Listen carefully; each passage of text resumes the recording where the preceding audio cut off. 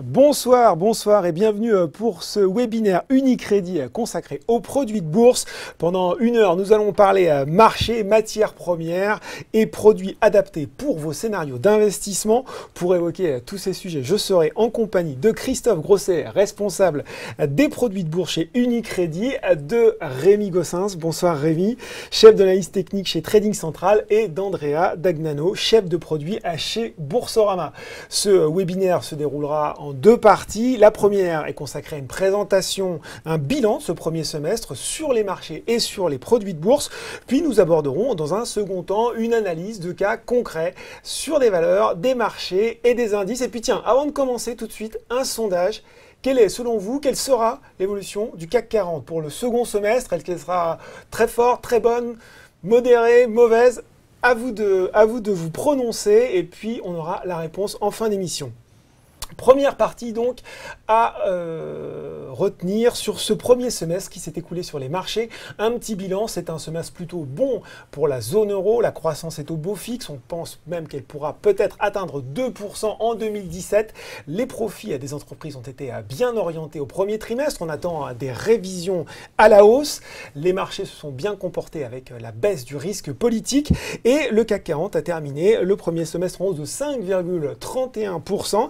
Il cale toutefois depuis un mois, c'est dans 2,35%. Sur les marchés américains, ça a été le semestre des records. Le Dow Jones a établi un nouveau point haut à 21 562 points.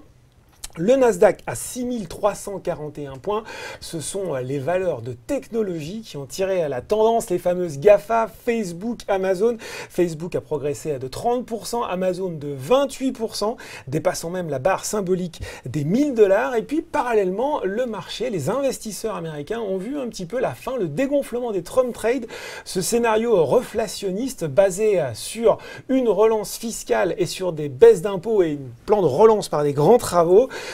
L'économie américaine au premier trimestre, la croissance a plutôt déçu à plus 1,2%, mais le marché de l'emploi est presque à plein, à 4,3% de taux de chômage. Il faudra surveiller les anticipations de croissance au deuxième trimestre et d'inflation, d'autant que, autre phénomène important et marquant de ce premier semestre, les banques centrales ont engagé le resserrement monétaire. En Europe, c'est essentiellement pour le moment en termes de communication, mais aux États-Unis, c'est déjà du concret. Janet Yellen a passé à 2 hausses de taux en mars et en juin. Ils sont maintenant entre 1 et 1,25 et la présidente de la Fed n'exclut pas une troisième hausse en décembre. Elle va également s'attaquer à la réduction de la taille du bilan qui est pléthorique puisque le bilan de la Fed est avoisine les 4 500 milliards de dollars aujourd'hui. Enfin, on termine. Ce premier semestre a été un semestre difficile pour les matières premières et la première d'entre elles, le pétrole, qui a cédé à 15%. Les mesures de réduction de production de l'OPEP ont pour l'instant peu porté leurs fruits. Semestre difficile également pour les métaux industriels et produits agricoles. Seul l'or résiste. Il s'affiche en légère hausse. Voilà, parallèlement, on a assisté à une volatilité au plus bas sur les marchés. Christophe, est-ce que vous pouvez nous expliquer un petit peu la cause et aussi les conséquences pratiques pour les investisseurs ?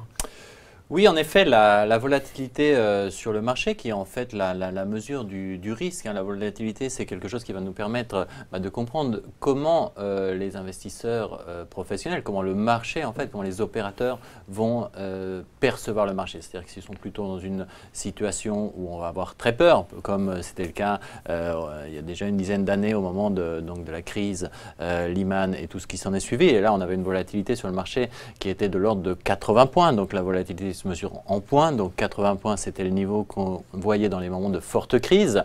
A contrario, l'année dernière, comme c'était une année relativement stable, la volatilité a varié entre 20 et 25 points sur les marchés européens, donc des niveaux en ligne avec les niveaux de croissance. Là, c'est très faible. Là aujourd'hui, qu'est-ce que ça implique? J'ai apporté quelques graphiques d'ailleurs qui nous permettent de voir l'évolution de ces volatilités au cours du temps. Et là, donc, vous retrouvez fondamentalement la volatilité des indices européens en partant de l'Eurostoxx, mais on le voit rapidement que la situation est similaire pour toutes nos bourses. Eh bien, fondamentalement, on a un niveau de volatilité qui est de l'ordre de 12-15 points, ce qui est historiquement très bas puisque c'est des niveaux qu'on a atteints dans des moments où effectivement les marchés n'avaient pas de forte conviction. Là, l'élément déterminant, c'est qu'on ne peut pas dire qu'il n'y a pas effectivement de risque sur le marché. Donc le facteur risque reste présent. Cependant, la volatilité, donc cet indicateur, la perception qu'ont les opérateurs professionnels, reste à un niveau historiquement bas. Élément peut-être encore plus surprenant, c'est que cette évolution reste constante au cours des derniers mois. C'est-à-dire qu'on n'a pas vu, mis à part peut-être légèrement avant le premier tour de l'élection présidentielle en France, donc sur le cas qu'on avait vu la volatilité croître dans les 10 jours qui précédaient le premier tour, elle est d'un autre côté rentrée très rapidement dans son niveau de moyenne de cette année, donc 12-14 points. Ce qui est totalement différent de ce qu'on voyait l'année dernière. On a eu le Brexit, on a eu l'élection de Trump, où les marchés avaient fortement réagi, des niveaux de volatilité qui étaient plus hauts. Donc, ce à quoi on peut s'attendre, c'est d'une part qu'il y ait des moments où la volatilité puisse avoir un pic, puisque c'est un élément qui peut se discuter, mais tout de même, la volatilité étant un indicateur, comme tous les indicateurs, il va tendre à retourner sur sa moyenne. Donc, très concrètement, ça veut dire qu'on peut avoir des moments où très rapidement le marché va pouvoir redevenir plus risqué. Donc ça va fondamentalement pour nos portefeuilles être des moments qu'il va falloir gérer de façon très efficace, c'est-à-dire ne pas rester bloqué puisque on pourrait avoir des moments de perte.